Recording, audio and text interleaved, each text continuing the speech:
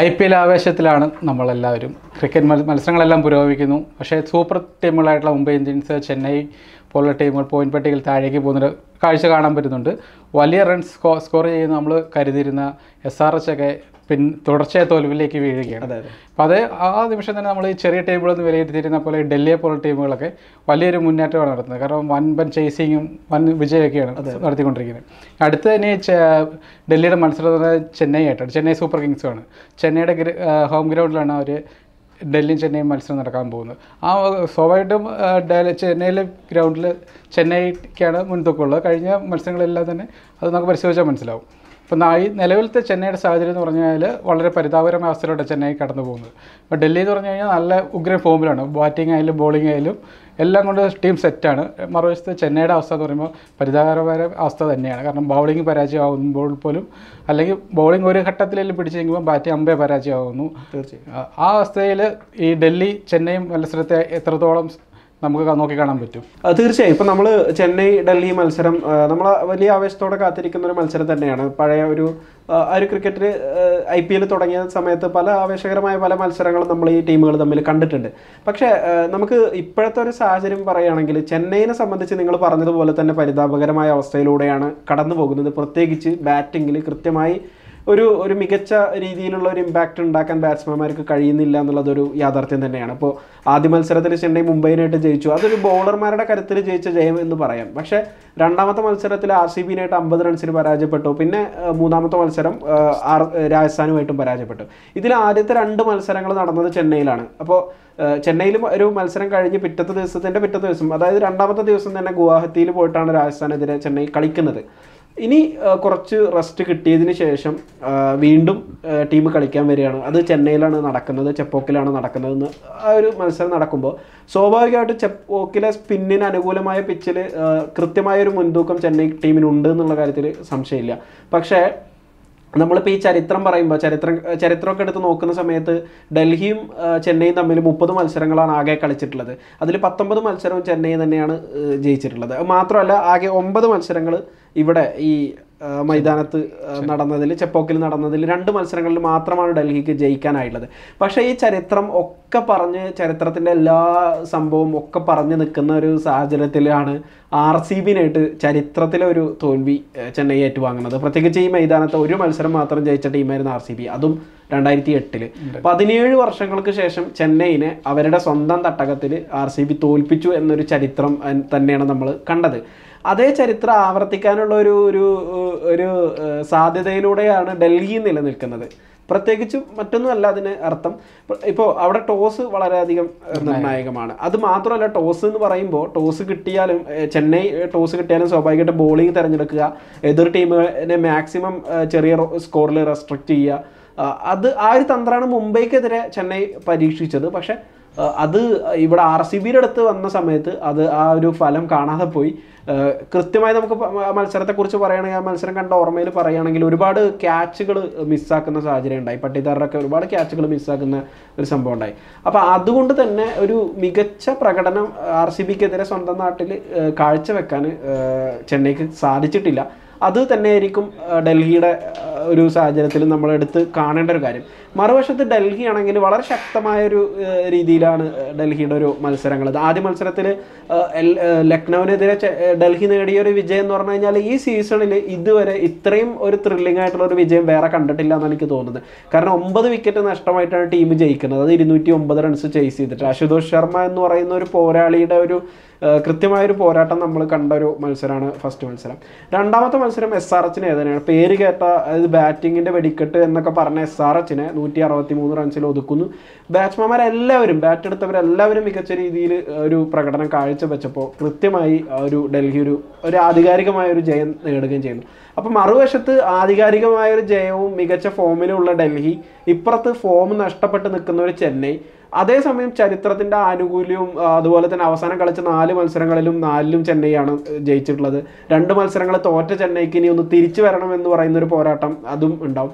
അപ്പോൾ എന്തൊക്കെ പറഞ്ഞാലും ഈ മത്സരം ആവേശകരമാകും എന്ന കാര്യത്തിൽ എനിക്ക് യാതൊരു സംശയവുമില്ല. പക്ഷേ ചെന്നൈയുടെ കാര്യം വെച്ച് നോക്കുമ്പോൾ പരിതാപകരമായ അവസ്ഥ തന്നെയാണ്. കാരണം ചെന്നൈയിലെ പിച്ചിൽ ചെപ്പോക്കൽ സ്റ്റേഡിയത്തിൽ ഒരു വിജയം എന്ന് പറഞ്ഞാൽ ചെന്നൈക്ക് എല്ലാ മത്സരങ്ങളും വിജയിക്കണം എന്ന കണക്കുകൂട്ടി തന്നെയാണ് ചെന്നൈ കളിക്കുന്നത്. ആ ടീം അതിനനുസരിച്ചിട്ട് തന്നെയാണ് അവർ ടീം സെറ്റ് ചെയ്യുന്നത്, ഗ്രൗണ്ട് അതിനനുസരിച്ചാണ് സെറ്റ് ആവുന്നത്. പക്ഷേ മറുവശത്ത് ചെന്നൈ വിട്ടുള്ള ഗ്രൗണ്ടുകളിൽ പോകുമ്പോൾ അവിടെയുള്ള ജയം ഒരു ബോണസ് മാത്രമാക്കിയാണ് ചെന്നൈ ടീം അന്നും ഇന്നും കാണുന്നത്. ചെന്നൈയിൽ ഗ്രൗണ്ടിൽ നടക്കുന്ന എല്ലാ മത്സരങ്ങളും വിജയിക്കുക എന്നുള്ള അവസ്ഥയാണ്. 70% വിജയമാണ് ചെന്നൈ. പക്ഷേ നിലവിലത്തെ സാഹചര്യത്തിൽ ചെന്നൈ സ്വന്തം ഗ്രൗണ്ടിൽ പോലും പരാജയപ്പെടുകയാണ്. ഇപ്പോൾ അവിടുത്തെ ആരാധകരെ പോലും ഇപ്പം ചെന്നൈ ടീമിനെ തള്ളി പറയുന്ന ഘട്ടത്തിലൂടെയാണ് കടന്നു പോകുന്നത്. പക്ഷേ അവർ ഇപ്പോഴും നിലവിൽ സ്പിൻ ഡിപ്പാർട്ട്മെൻറ്റ് നോക്കിയാൽ ചെന്നൈയുടെ അത്യാവശ്യം നല്ലൊരു ശക്തമായ ഡിപ്പാർട്ട്മെൻറ്റാണ്.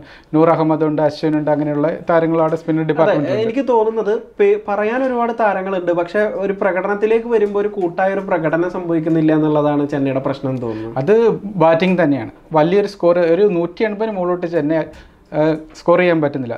ആദ്യം ഏത് ടീം ബാറ്റ് ചെയ്താലും ഒരു 170 റൺ അടിച്ചിട്ടുണ്ടെങ്കിൽ ചെന്നൈ 150 റണ്ണ് 140 റണ്ണിന് ഒതുക്കാൻ പറ്റുന്നുണ്ട്. അതിന് മെയിനൊരു കാരണം എന്ന് പറഞ്ഞു കഴിഞ്ഞാൽ ഓപ്പണിങ്ങിലെ പരാജയമുണ്ട്. ഓപ്പണിങ്ങിലൊരു രജിൻ രവീന്ദ്രൻ മാത്രമാണ് ഒരു മികച്ചൊരു തുടക്കം അല്ലെങ്കിൽ ഒരു റൺസിലേക്ക് എത്തുന്നത്. വേറെ താരങ്ങൾക്ക് ആർക്കും എത്താൻ സാധിക്കുന്നില്ല. ഗെയ്ക്വാദ് ക്യാപ്റ്റനാണെങ്കിലും അദ്ദേഹത്തിന് ആ ക്യാപ്റ്റൻ്റെതായ ഒരു മത്സരം കാഴ്ചവെക്കാൻ അല്ലെങ്കിൽ ഒരു സ്കോർ നേടാനൊക്കെ സാധിക്കുന്നില്ല. പിന്നെ വരുന്ന ശിവൻ ദുബൈ പോലുള്ള താരങ്ങൾക്ക് ഇതുവരെയായിട്ട് ഒരു വലിയൊരു ഇന്നിങ്സ് കളിക്കാൻ പറ്റിയിട്ടില്ല. പിന്നെ ത്രിപാഠിയാണ് ഓപ്പണിങ്ങിലുള്ളൊരു താരം. ഇതുവരെ ഒരു വലിയൊരു ഇന്നിങ്സ് കളിക്കാൻ പറ്റിയിട്ടില്ലാത്തൊരു അവസ്ഥയിലൂടെയാണ് അദ്ദേഹം കടന്നു പോകുന്നത്. പിന്നെ മധ്യനിരയിലോട്ട് വരുമ്പോൾ വളരെ വീക്കാണ് ചെന്നൈയുടെ മധ്യനിര. അവിടെ വിജയ് ശങ്കറിനെ പോലുള്ള താരങ്ങളൊക്കെയാണ് മധ്യനിരയിൽ ബാറ്റിംഗ് ഇറങ്ങുന്നത്. അതെന്ന് തന്നെ നോക്കുമ്പോൾ നമുക്ക് മനസ്സിലാവും ആ ടീമിൻ്റെ ഒരു അവസ്ഥ എത്രത്തോളം വീക്കാണെന്നുള്ളത്. പിന്നെ രവീന്ദ്ര ജഡേജ ഉണ്ട്, ധോണി ഉണ്ടെന്ന് പറഞ്ഞാൽ പോലും ധോണിയുടെ ഭാഗത്തുനിന്ന് നമുക്കറിയാം ഇപ്പോൾ വലിയൊരു കൂടുതൽ നേരം ഒന്നും ഗ്രേസിൽ നിൽക്കാനൊന്നും പറ്റാത്തൊരവസ്ഥയാണ് ധോണിക്ക്. അത് സ്റ്റീഫൻ ഫ്ലെമിംഗ് അവരുടെ കോച്ച് തന്നെ പറഞ്ഞിട്ടുണ്ട്. അല്ലെ 10 ഓവർ അല്ലെങ്കിൽ വലിയ കൂടുതൽ ഓവറൊന്നും ധോണിക്ക് ഗ്രീസിൽ നിന്ന് ഒരു റൺസിലേക്ക് എത്താനൊന്നും പറ്റില്ലാത്തൊരു അവസ്ഥയുണ്ടെന്ന് പറഞ്ഞിട്ടുണ്ട്. അതുപോലെ ബാറ്റിംഗ് അത്രയ്ക്ക് വീക്കാണ്. കാരണം ചെന്നൈക്കെതിരെ ഇപ്പോൾ ആർക്കും ജയിക്കാന്നൊരു ഘട്ടമാണുള്ളത്. പക്ഷേ തീർച്ചയായും ഇപ്പോൾ നമ്മൾ പറയുകയാണെങ്കിൽ ഇപ്പോൾ ബാറ്റിങ്ങിൻ്റെ കാര്യം പറയുകയാണെങ്കിൽ രജിൻ രവീന്ദ്ര പോലുള്ള ഒരു താരം എന്ന് പറഞ്ഞു കഴിഞ്ഞാൽ നമുക്ക് ആക്സിലറേഷൻ വേണ്ട സമയത്ത് ആക്സിലറേറ്റ് ചെയ്ത് കളിക്കാൻ അദ്ദേഹത്തിന് കഴിയുന്നില്ല എന്നുള്ളതാണ് ഒരു വലിയ പ്രതിസന്ധി. രണ്ടാമത്തത് ഇപ്പോൾ ഋതുരാജ് ഗെയ്ക്വാദിൻ്റെ കാര്യം പറയുകയാണെങ്കിൽ ഗെയ്ക്വാദ് അങ്ങനെ മോശം ഒരു ഫോമിലാണെന്ന് എനിക്ക് തോന്നുന്നില്ല. കാരണം 3 മത്സരങ്ങളിൽ അദ്ദേഹം 2 മത്സരങ്ങളിൽ അദ്ദേഹം അർദ്ധ സെഞ്ചുറി നേടിയിട്ടുണ്ട്. മാത്രമല്ല മുംബൈക്കെതിരെ അദ്ദേഹത്തിൻ്റെ മികച്ച ബാറ്റിംഗ് തന്നെയാണ് ചെന്നൈയുടെ ബാറ്റിങ്ങിനെ കുറച്ചൊരു രീതിയിലേക്ക് വലിയ പ്രശ്നങ്ങളില്ലാതെ കൊണ്ട് എത്തിക്കുന്നത്. അതേസമയം ഇപ്പോൾ ഒരു കാര്യം പറയുകയാണെങ്കിൽ മറുവശത്ത് ത്രിപാഠി ആണെങ്കിലും ദീപക് കൂടെ ഇങ്ങനെയുള്ള താരങ്ങൾ ഒരുപാടുണ്ടെങ്കിൽ പോലും ഇവരൊന്നും ഒരു ഫോമിലേക്കോ ശിവൻ ദുബെ ഇവരൊന്നും ഒരു ഫോമിലേക്ക് എത്തുന്നില്ല എന്നുള്ളതൊരു വലിയ പ്രതിസന്ധിയാണ്. ആരെയും വിശ്വസിക്കാൻ പറ്റാത്തൊരു സാധനം. ഈ 2 മത്സരങ്ങൾ ഫോമിലെത്തി എന്ന് പറയുമ്പോൾ അത് നമ്മൾ എടുത്ത് പറയേണ്ടത്. അപ്പോൾ ഋതുരാജ് ഗെയ്ക്വാദിൻ്റെ കാര്യം പറയുകയാണെങ്കിൽ 2 മത്സരം അർദ്ധ സെഞ്ചുറി നേടിയെങ്കിൽ പോലും ഒരു മത്സരത്തിൽ അദ്ദേഹത്തിന് റൺസ് ഒന്നും എടുക്കാൻ പറ്റുന്നില്ല. അത് ബാംഗ്ലൂരിനെതിരെ അദ്ദേഹം റൺസ് എടുക്കാതെയാണ് പുറത്താവുന്നത്. അപ്പോൾ അങ്ങനെ നോക്കുന്ന സമയത്ത് എനിക്ക് തോന്നുന്ന ഒരു കാര്യം കോൺവേയെ തിരിച്ചു കൊണ്ടുവരാനുള്ള ഒരു ശ്രമം ചെന്നൈ നടത്തുമെന്നുള്ളതാണ്. അതിനൊരു സൂചന ചെന്നൈ നൽകുന്നുമുണ്ട്. ഇപ്പോൾ കഴിഞ്ഞ ദിവസം അവർ ഒരു പോസ്റ്റ് ഷെയർ ചെയ്തത് കോൺവേയുടെ ഒരു ഫോട്ടോ, കോൺവേ സ്നൂക്കർ കളിച്ചുകൊണ്ടിരിക്കുന്ന ഒരു ഫോട്ടോ അദ്ദേഹം ഇവർ പങ്കുവച്ചിട്ടുണ്ട് സോഷ്യൽ മീഡിയയിൽ. അപ്പോൾ അത് നൽകുന്നൊരു ഇതെന്ന് പറഞ്ഞു കഴിഞ്ഞാൽ ഒരുപക്ഷെ കോൺവേ ഇതിലേക്ക് ഫസ്റ്റ് ലെവലിലേക്ക് കൊണ്ടുവരാനുള്ളൊരു സാധ്യത ഉണ്ട് എന്നുള്ളത്. ആ സമയത്ത് ആരെ പുറത്താക്കും എന്നുള്ളതൊരു കാര്യമുണ്ട്. ഇപ്പം നമുക്കിപ്പോൾ കാര്യം പറയുകയാണെങ്കിൽ ഓപ്പണർമാരുടെ ഇതിൽ പറയുകയാണെങ്കിൽ രജിൻ രവീന്ദ്രനെ മാറ്റി നിർത്തുമോ എന്നുള്ളൊരു സംശയം എല്ലാവരിലേക്ക് ഉയരാം. അതേസമയം എനിക്ക് ഫീൽ ചെയ്യുന്നൊരു കാര്യം എന്ന് പറഞ്ഞു കഴിഞ്ഞാൽ ബോളിങ്ങിൽ മറ്റ് ചേഞ്ചുകളൊക്കെ വരുത്തിയിട്ട് കോൺവേയും രജിനെയും ഒരേ സമയം ടീമിൽ കളിപ്പിക്കുക. അവരൊരു ഇതിൽ കളിക്കുന്ന ആളുകളാണ്, ഒരു രാജ്യത്തിന് വേണ്ടി കളിക്കുന്ന ആളുകളാണ്. അപ്പോൾ കോൺവേയും രജിനെയും ഓപ്പണർമാരായിട്ട് കൊണ്ടുവരിക, ഗെയ്ക്കും അതിന് 1 ഡൗൺ ആയിട്ട് കളിക്കുക എന്ന് പറയുമ്പോൾ കുറച്ചും കൂടി ഒരു ടീമിൻ്റെ ബാറ്റിംഗ് സ്ട്രെങ്ത് ആവുന്ന ഒരു സാഹചര്യമുണ്ട്. പിന്നെ ധോണി എനിക്ക് തോന്നുന്നത് അദ്ദേഹം ഇപ്പോൾ രാജസ്ഥാനെതിരെയൊക്കെയുള്ള കളി എന്ന് പറയുമ്പോൾ നമുക്ക് ജയിക്കാവുന്ന ഒരു സാഹചര്യത്തിൽ നിന്ന് ഇവർ കുറേ ബോള് സിംഗിൾ ഇട്ടിട്ടാണ് ഇത് ഇങ്ങനെ അവസാന സമയത്തേക്ക് എത്തിക്കുന്നത്. ആ സമയത്ത് സിംഗിളുകൾ എടുക്കുക എന്നുള്ളതിന് അപ്പുറത്തേക്ക് അടിക്കാൻ കഴിയുമെങ്കിൽ അടിക്കുക എന്നുള്ളതാണ് ആ സമയത്ത് ചെയ്യേണ്ട ഒരു സ്ട്രാറ്റജി. വലിയ ഇന്നിങ്സ് നമുക്ക് പ്രതീക്ഷിക്കാം. അല്ല, വലിയ ഇന്നിങ്സ് വേണ്ട, അതാണ് ഞാൻ പറയുന്നത്. വലിയ ഇന്നിങ്സ് വേണ്ട. അദ്ദേഹത്തെ ടീമിൽ നിർത്തണം എന്നുള്ളത് ക്രിക്കറ്റ് ആരാധകരായ നമുക്കൊരു നിർബന്ധമില്ല. അത് ചെന്നൈയുടെ തീരുമാനമാണ്, മാനേജ്മെന്റിന്റെ തീരുമാനമാണ്. അവരതിൽ വഴി കാണുന്ന ഒരു സാധനമുണ്ട്. ഇപ്പൊ നമ്മൾ നേരത്തെയൊക്കെ വിമർശനം വന്നത് എന്താണ്, അതായത് CSKയുടെ ആരാധകർ പോലും മറ്റുള്ള സഹതാരങ്ങളൊക്കെ ഔട്ടായിക്കോട്ടെ, ധോണി വന്നിട്ട് എന്തെങ്കിലും 2 6 അടിക്കുന്നെങ്കിൽ അത് കാണാമെന്ന രീതിയിൽ ചിന്തിക്കുന്ന ഒരു സാഹചര്യം ഉണ്ട്. ഇപ്പോഴും ഈ ചെന്നൈ ടീം കാണുന്നത് ധോണിയെ ഫിനിഷറായിട്ടാണ് കാണുന്നത്. പക്ഷേ ധോണി അല്ലെങ്കിൽ ജഡേജ എന്നാണ് പറയുന്നത്. പക്ഷേ ഇത് ധോണിയും പരാജയപ്പെടുന്ന ജഡേജയും പരാജയപ്പെടുന്നുണ്ട് ബാറ്റിങ്ങിൽ ഫിനിഷിങ്ങിലോട്ട് വരുമ്പോൾ എന്ന് വെച്ചാൽ ജഡേജനെ കംപ്ലീറ്റ് ആയിട്ടൊരു ഫിനിഷറായിട്ട് നമുക്ക് പറയാൻ പറ്റില്ല. അത് കമ്പയർ ചെയ്യുമ്പോൾ ധോണി കുറച്ചുകൂടെ ബെറ്റർ ആണെന്ന് മാത്രമേ പറയാൻ പറ്റുള്ളൂ. പക്ഷേ ധോണിക്ക് ആ വലിയ ഷോട്ടുകൾ കളിക്കാൻ പോലും ബുദ്ധിമുട്ടുന്നുണ്ട് ഈ തവണ. നമുക്ക് മനസ്സിലാവും കുറച്ചു നേരം അല്ല അത് പറയുമ്പോഴാണ് അദ്ദേഹം 43 വയസ്സ് പ്രായമുള്ള ഒരാളാണ്. അദ്ദേഹത്തെ ടീമിൽ ഇപ്പോഴും നിലനിർത്തണം എന്ന നിർബന്ധമുള്ളത് CSK മാനേജ്മെന്റിന് മാത്രമാണ്. ഇപ്പൊ നമ്മൾ CSK ആരാധകർ പോലും വേറൊരു തരത്തിൽ ഈ എന്ത് സംഭവിക്കുന്നു എന്ന് വെച്ച് കഴിഞ്ഞാൽ ഒരു ഭാഗത്തൊരു ധോണി മാത്രമായിട്ട് ഈ CSK ടീം മാറുന്നു എന്നുള്ളതാണ്. ഇപ്പോൾ ചെപ്പോക്കിലെ കളി നടക്കുന്ന സമയത്ത് കഴിഞ്ഞ ദിവസം റായിഡു ഒക്കെ പറഞ്ഞൊരു കാര്യമുണ്ട്, ധോണിയാണ് ഇത് പറഞ്ഞ് മനസ്സിലാക്കേണ്ടതെന്ന്.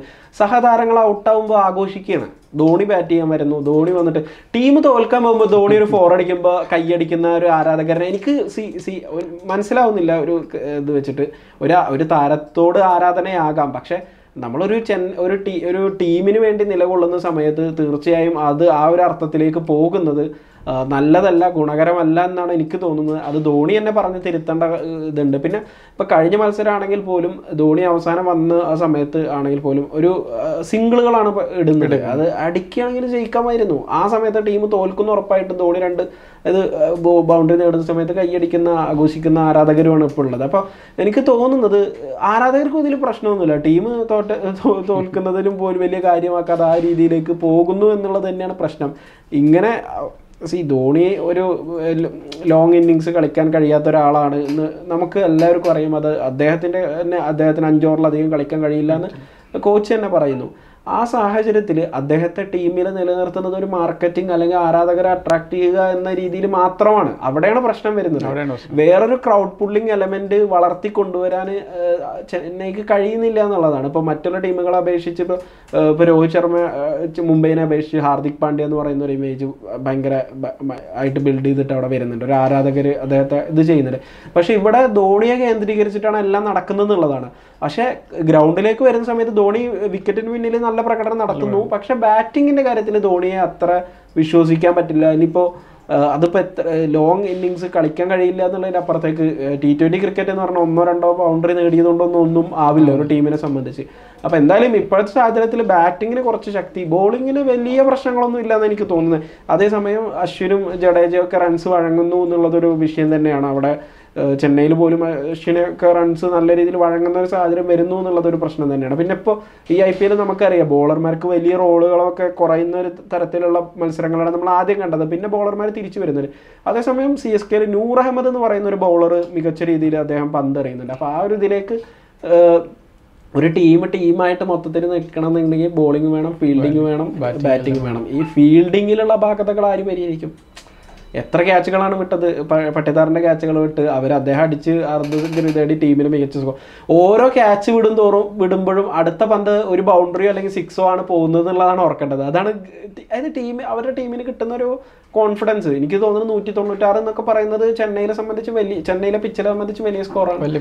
അപ്പോൾ എനിക്കൊരു എത്രയൊക്കെ നിങ്ങൾ സ്കോർ പ്രതീക്ഷിക്കുന്നത് ആദ്യം ബാറ്റ് ചെയ്ത ടീം? ആദ്യം ഇപ്പോൾ ഡൽഹി ബാറ്റ് ചെയ്ത് കഴിഞ്ഞാൽ ഡൽഹിക്ക് ഒരു 160-70 റൺ അടിച്ചാൽ ചെന്നൈക്ക് ഈസി ആയിട്ട് ജയിക്കാൻ പറ്റും. കാരണം ചെന്നൈയെ പ്രതിരോധിക്കാൻ പറ്റും. കാരണം ചെന്നൈക്ക് വലിയ അത്ര 160 വന്നു കഴിഞ്ഞാൽ നടക്കില്ല എന്ന് എനിക്ക് തോന്നുന്നു കേട്ടോ. അതായത് ബാറ്റിംഗിലൊരു ലൈനപ്പിൽ ഒരു മാറ്റം വന്നു കഴിഞ്ഞാൽ സാധ്യതയുണ്ട്. പക്ഷേ കോൺവേനെ രജിൻ രവീന്ദ്രനെ കൂടെ ഓപ്പൺ ചെയ്ത് കഴിഞ്ഞാൽ നല്ലൊരു തുടക്കം കിട്ടിക്കഴിഞ്ഞാൽ സ്വാഭാവികമായിട്ട് നമുക്ക് സ്കോറിലേക്ക് എത്താൻ പറ്റും. പക്ഷെ മധ്യനിരയിലോട്ട് വരുമ്പോഴത്തേക്കും അതിൻ്റെ ഒരു മിസ്റ്റേക്ക് ഒത്തിരി ഉണ്ട്. പക്ഷേ അവിടെ വിജയ് ശങ്കർ അവരങ്ങനെയുള്ള താരങ്ങളൊക്കെയാണ്.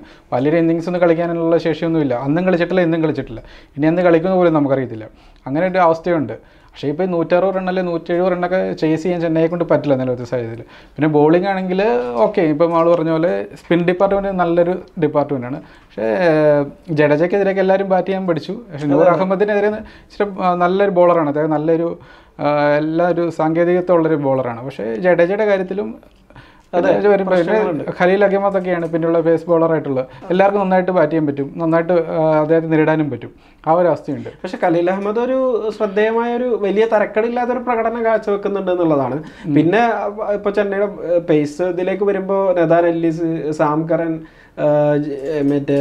ജെയ്മി ഓർട്ടൺ ഇവരെല്ലാവരും ഉണ്ട്. ഒരുപാട് ബോളർമാരുണ്ട്. പക്ഷെ ഒരു ടീം ഒരു അന്തിമ 11 സെറ്റ് ചെയ്ത് വെക്കുക എന്നുള്ളത് ഒരു നിർണായക കാര്യം തന്നെയാണ്.